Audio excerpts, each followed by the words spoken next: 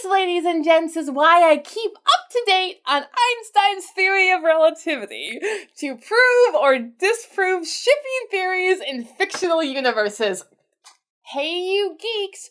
We're back to deep Cosmere lore theorizing with the latest release, Isles of the Emberdark, that gave us so many interesting Cosmere nuggets of the future, but none more tantalizing than Hoid's apparent future ex-wife.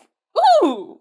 Think about it. Not only is this a mystery identity, like who is going to be the champion of Wind and Truth, or who Xaden's new brother is in Onyx Storm, it's also a question of shipping, which is like, all of my favorite things to theorize in one identity. So exciting. So, to drum up the interest in my top 3 candidates, I decided to make a video. Of course, there's the possibility that this is just a character we haven't met yet, but what's the fun of that if I can't theorize any more about it? When there's a potential dead Yolish wife to revive, or a relationship with Jasnah to also revive, but in a different sense.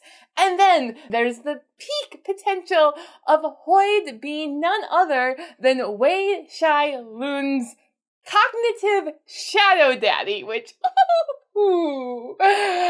that pleases me so greatly that I just hope to share this excitement with you guys, because come on, it's shipping and mystery. Yeah, full spoilers of the Cosmere up through Isles of the Emberdark and Wind and Truth. But before we can dive into those candidates, we have to consider the criteria. Isles of the Emberdark gives us precious little information about Hoid's wife, aside from the fact that she apparently exists. So, I am going to squeeze every last drop of contextual clues from the dialogue between Hoid and Starling, where Starling is brainstorming on how to get Hoid out of a magically sealed vault. We have to find a way to get you out, so you can come save us. Maybe your wife can get you free? Have you tried contacting her? She and I aren't on speaking terms, he said softly, partially because she doesn't remember ever having been my wife.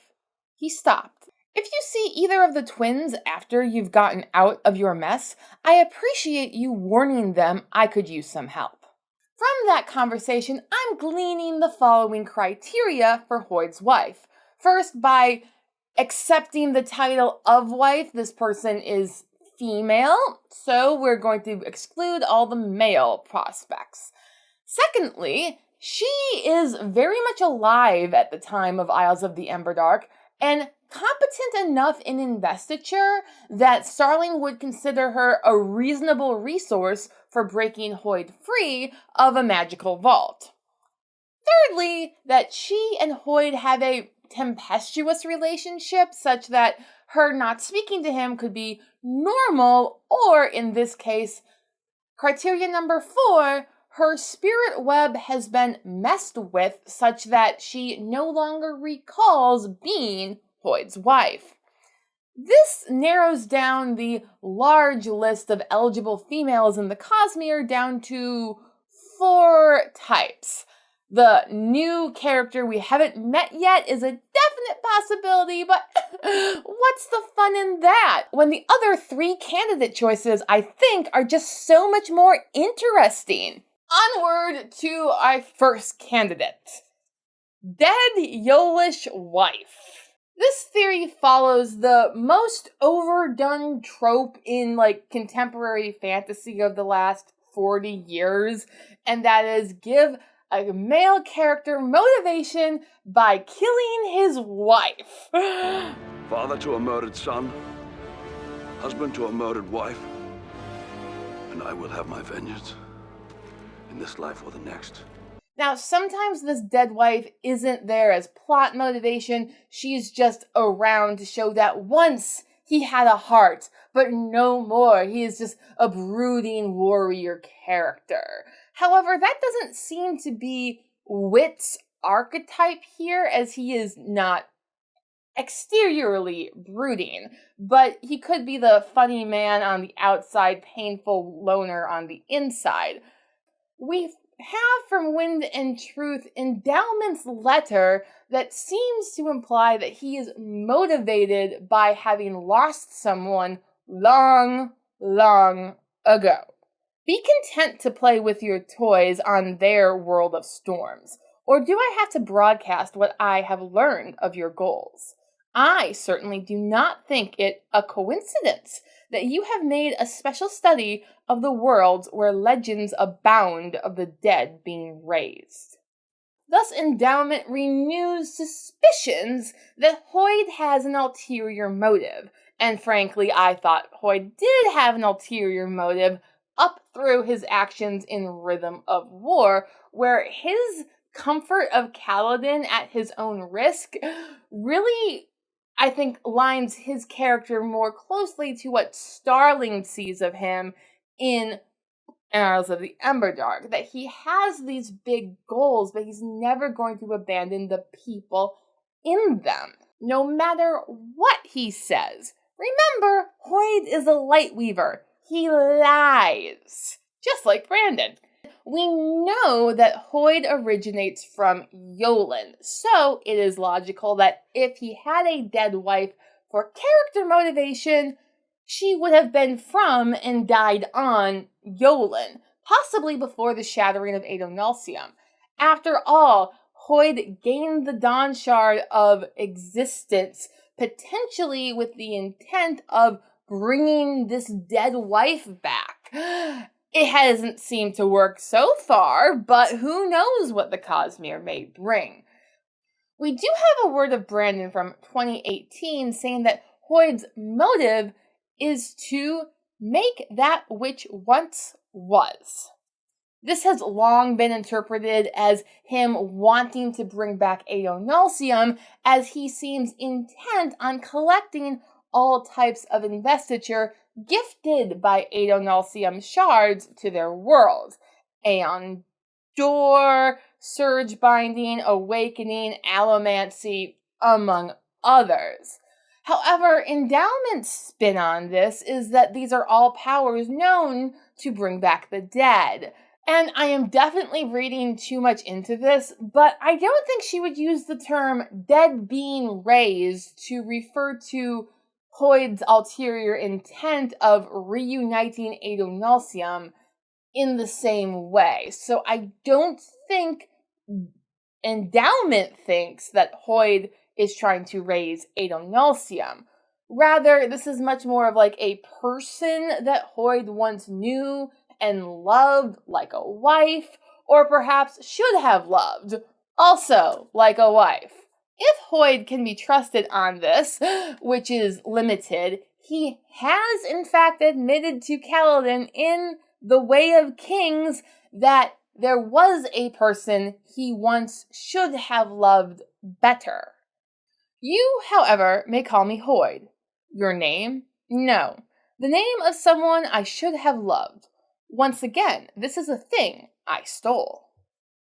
Thus, Brandon is giving us the mind-warping possibility that, let's call him Wit for now, once loved or should have loved a person named Hoid. This person could have been female. Doug is a female name in the Cosmere, so that's a distinct possibility.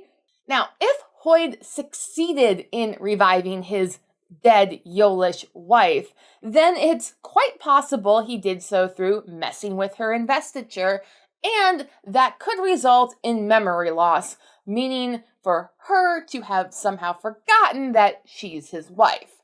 And actually, I can kind of see Sanderson wanting to investigate this plotline further. I've commented several times that he loves to use the My Fair Lady Pygmalion plotline in Mistborn Era 1, The Final Empire with Vin, in Mistborn Era 1, The Well of Ascension with Elend, but gender swapped, and in Yumi and the Nightmare Painter with Yumi and the Nightmare Painter. But he always focuses on the first act of My Fair Lady, where the polishing and refining process makes the woman or subject into their own person. He has yet to really write a plot where their own person becomes an annoyance to their artistic creator. And in the sense of Hoid reviving his dead Yolish wife, she could totally arise with the set of, complex feelings that Eliza Doolittle has for her artist and creator, Henry Higgins. Don't talk of stars burning above. If you're in love, show me. Now, even if Sanderson gives us that plot line, it makes it unlikely for Hoid and his wife to have born twins during her revival period, such that they would still be alive at the time of Isles of the Emberdark. And also, we have no guarantee that this undead Yolish wife would be skilled in investiture in any meaningful way. Though I think we will learn more about this proto-Hoid in future Stormlight books at least, because Sanderson has now brought this point up in several books.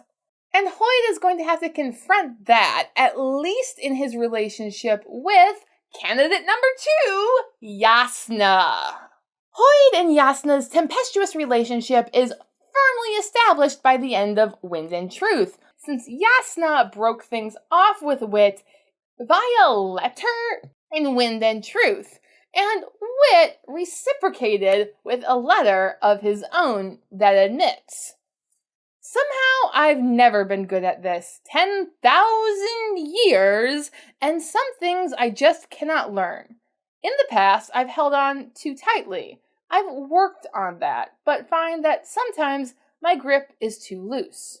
This part of his letter alludes to him having past relationships, backing up what Brandon's words had previously said. So logically, we know he's been alive for a long time. He's gonna have dead X's and O's.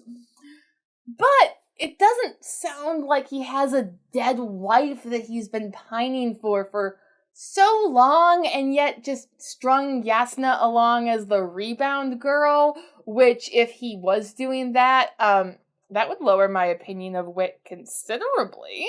But even if there isn't a dead wife in the picture, Hoid and Jasnah just seem to have developed a romance of convenience and to show that they are both capable of love, even if their romantic interests for each other aren't entirely compatible.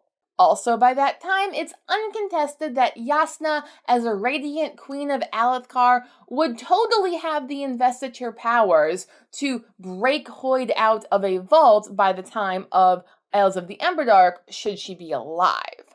However, again, unless she bears Hoid a pair of twins herself, unlikely, though not quite as impossible as it would seem, since her current heir just got brainwashed by odium, so the most easy way to replace him on that list is to do it the old-fashioned way. Let me know your thoughts of the likelihood of that down in the comments. Most logically, Brandon has said that Isles of the Emberdark happens deep within the Cosmere space age at the same time as Sunlit Man, where it is very unlikely, if Sigil can be trusted, that anyone from Roshar's first book is still alive at that time, save Kaladin. But that is Sigil thinking about time as strictly linear, but we know that in the Cosmere, like in reality, time is more of a relative concept. A non-linear, non-subjective viewpoint, it's more like a big ball of wibbly-wobbly, timey-wimey stuff. Hence why the forming of Retribution at the end of Wind and Truth warped the time-space continuum, because we were moving massive amounts of kinetic investiture in the realms surrounding Roshar, thus warping the time-space continuum around Roshar. as Kelsier says. So we know that time on Roshar is going to be passing slowly while the events of Wax and Wane and then probably Ghostblood's Mistborn Era 3 happen in the Scadrial 80s. So Scadrial is going to have a consistent with Earth's movement of technology from the 1920s into the space age. Thus, if we were to think that Roshar will modernize and amp up its technology in a similar fashion, it would take hundreds of years after they invent what's basically the blimp in Rhythm of War to move into faster-than-light space travel that we see in Isles of the Emberdark. But I don't think we can trust Sigzil's frame of reference for measuring how long it's been on Roshar since he left it. After all, Huio of Bridge 4 fame is name-dropped in Isles of the Emberdark by Ben, the young arcanist, as a master of languages at his academy in Silverlight. Old Iriali is tricky, and again, I could be wrong. I don't even know how we'd go about authenticating it. Honestly, can I just show it to Argent and Jess, at least? Maybe Huio, if he's not too busy. All of this is to say that yes, I think it is logistically possible for Jasnah to still be alive after hypothetically marrying Wit. Thus, I will argue to the end that it is logistically possible. 'Tis not where my heart wants to go on, for my heart sees a great enemies to lovers trope in the making in the form of option number 3, Shai. Lastly, and according to your votes, least likely, we have Shai as Hoid's potential future ex-wife. Now, she didn't come to my mind first either. In fact, I got this idea from you guys in the comment section that has been a huge help in helping me revise my earlier theories about Isles of the Emberdark and coming up with this video. So please keep those comments coming. I love to interact with them. And you can change my mind, like this commenter did, by introducing me to what might possibly be my new favorite non-canon as of yet shipping to rival the Legend of Zutara itself. For in Hoid and Shai, we have a potential true enemies to lovers arc. Here's how it would work. After the end of the Emperor's Soul, where we meet Shai for the first time, Hoid and Shai are true enemies, for, from her perspective, he betrayed her and left her to die in prison, which is kind of out of character for Hoid, but we'll get back to that. Thus, there is reason for hatred, but as true enemies to lovers arc goes, we the reader knows that the male and female love interest must be cut from the same kind of cloth. And if Shai's rap sheet read out by Frava is anything to go off of, she is such a trickster archetype like Hoid himself. Impersonating a noble woman of rank, Frava continued, breaking into the palace's imperial gallery, reforging your soul, and of course, the attempted theft of the Moon Scepter. Did you really assume we would fail to recognize a simple forgery of such an important imperial possession? Apparently, Shai thought, you have done just that, assuming the fool, Hoid, escaped with the original. On top of this betrayal, we have Sanderson's own word that Hoid merely wanted the Moon Scepter to better connect with Aeondor investiture, which seems very shallow and not at all in keeping with the Hoid we've seen at work in the Stormlight Archive. And as Starling says, he has his bigger goals, but he doesn't easily abandon people like he seems to have abandoned Shai. Thus, I think there must be relevant information that we are missing, which could be explored in Elantris 2 or the Ghostbloods. Era 3, where we know we'll be running parallel stories. Super excited for that. And it fits so well with the enemies to lovers trope, where their hatred of each other is premised on a misunderstanding or a situation out of both their control, forcing him traditionally to treat her traditionally like garbage. Once the male and female leads get out of that particular sticky situation, the recipe of enemies to lovers calls for them to find themselves working parallel to each other against the common enemy, as Hoid and Moonlight, aka Shai, find themselves doing in Mistborn Era 2, as Moonlight relays her current relationship status to Marasi. Can't tell these days, Moonlight said, if I'm keeping watch on him or if he's keeping watch on me. Realistically, we're both keeping watch on the same third parties. What? Hoid? Marasi asked. Then Moonlight goes on to talk inscrutably, I must say, about the nature of art and destruction, much as Hoid himself would do if given the chance in The Lost Metal. Like, they're such kindred spirits, you can just tell!